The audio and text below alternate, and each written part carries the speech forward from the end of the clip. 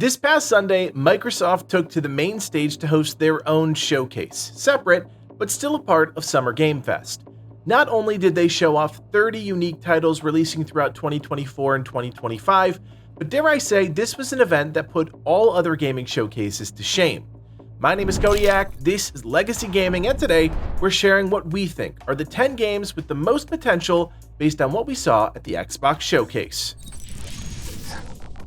Doom Guy going literally medieval on some demon ass. Yeah, that's exactly what the doctor ordered. It's only fitting we start off our list with the title Xbox felt so confident starting off their showcase with, Doom: The Dark Ages. Set up as a prequel to Doom 2016, id Software is taking us to a time where the Slayer was actually wielded as the ultimate superweapon of gods and kings. Their goal is a return to form, embracing projectiles and map hazards as integral components that make up the maze within each level. According to the team, Doom Eternal was like an F-22 fighter jet, whereas this time around, they want you to feel like an Abrams tank. More powerful, grounded, and ready to unleash hell on everything in front of you with a whole arsenal of new weapons and tools. You'll notice a lot more color other than red and black this time around, with arenas that are much more combat dense and permanent dual wielding in the form of an incredible shield saw available to you at all times. Being able to block massive amounts of damage, parry powerful demon attacks, and hit back with dozens of combinations makes Doom: The Dark Ages looks to be an incredible entry in the franchise.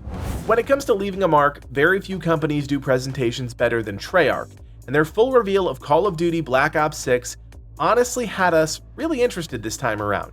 We aren't the biggest COD fans, that shouldn't be a surprise to anybody that follows the channel, but the premise of the campaign being an early 90s spy action thriller set during the years following the Cold War and piggybacking off the flashbacks of Black Ops 2 sounds like a recipe for success. Said to be a tangled web of illicit activities, clandestine operations, and off-the-record missions, will supposedly engage in a narrative where you'll never actually know who to trust.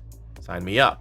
Then you take a look at things like the return of the classic prestige system and the brand new Omni movement system, where the normal movement restrictions of modern FPS titles have been completely removed, allowing characters to maneuver in a much more realistic fashion, allowing you to move more fluidly like an actual action hero.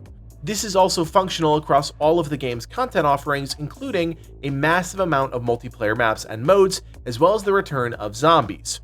All in all, Black Ops 6, which is launching on October 25th, looks to be taking the series in a refreshing direction.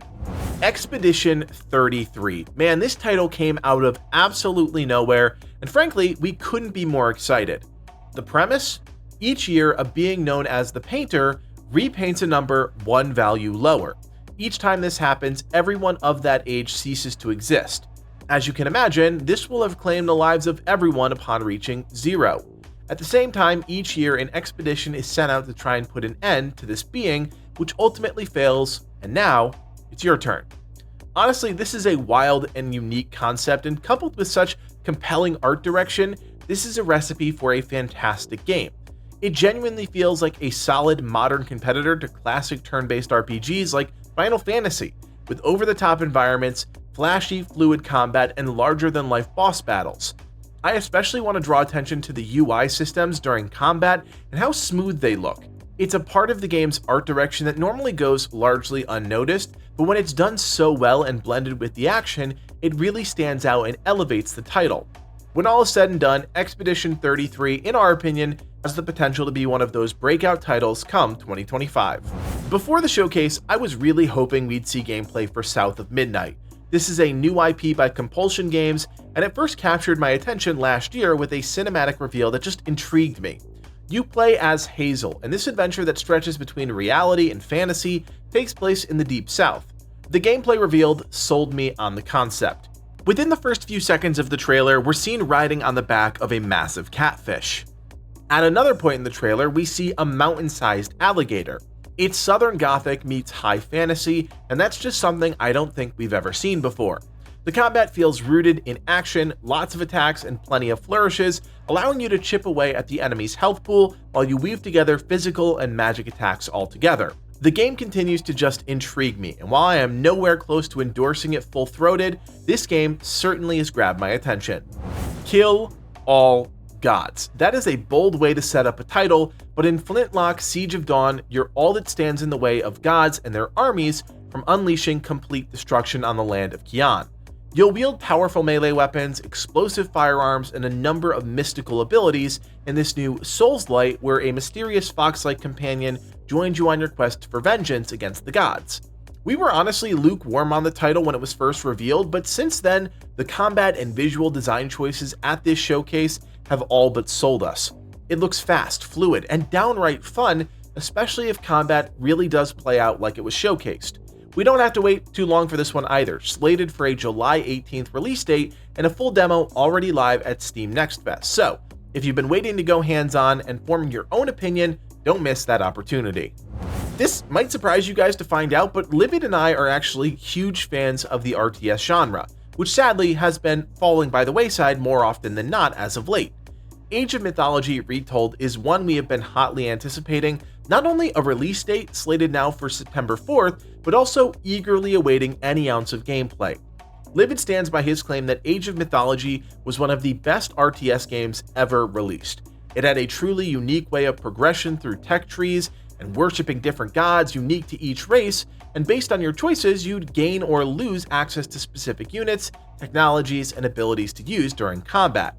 I think another really special thing about Age of Mythology for the both of us was that the campaign mode was so integral in both Livid's and mine's own foray into ancient mythology when we were younger. Being able to play through sections of Greek, Norse, Egyptian, and Atlantean myths was a surprisingly compelling experience, and with Retold, it looks like a whole new generation will be able to get that experience again, and we're here for that.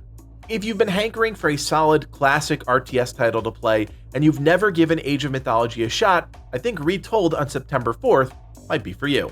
Maybe it's just Livid and I being in our mid-30s with the nostalgia of growing up hitting us smack in the face, but Mixtape, slated for a release sometime in 2025, looks like an incredible narrative experience. The premise? On their last night of high school, three friends set out on one last adventure together while playing through a mixtape of iconic artists of that generation. The mixtape draws our characters into dreamlike reenactments of their former memories, allowing you to explore the pivotal moments in their lives that shaped them into who they are. Honestly, that sounds pretty cool, and I wouldn't be shocked if this title ends up scooping up a few awards next year, because everything from the narrative angle, gameplay mechanics, and art direction seem to be on point. You might not like the animation style of animating on tubes here, and I get it, that's just not for everyone, but it sure seems fitting for us. It's been a long while since we experienced a game with true highs and lows, conveyed through experiences of growth, friendship, transformation, and moving on. It Takes Two, incredible game, was probably the last experience in that same vein, so we're keen on checking out Mixtape when it drops next year. While not given a ton of time at the Microsoft showcase, I think it's important to point out that Ubisoft did showcase Assassin's Creed Shadows on the main stage of another company's event. That's a big deal, and I think it goes to show how important not only Assassin's Creed is, but how monumental Shadows is for the franchise. This adventure, set in feudal Japan, has been on the minds of players for close to 2 decades now, ever since the first game was released in 2007, and it's clear the team is pulling out all the stops to make not only a great game, but also make sure everyone knows about it.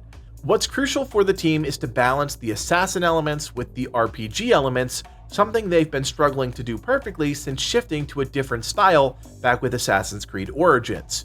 The truth is, so far, things look really impressive, with 2 protagonists with very different playstyle archetypes, gameplay experience that harkens back to the series' roots while still being fun and engaging, and new moments for players to discover, such as the introduction of new traversal methods and environmental factors. All roads lead to Assassin's Creed Shadows, and I for one genuinely can't wait to check out the game for myself when the time comes.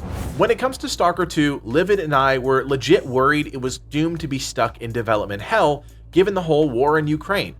Fast forward to the Xbox showcase, and not only does it have a tangible release date on September 6th, but it also looks downright incredible.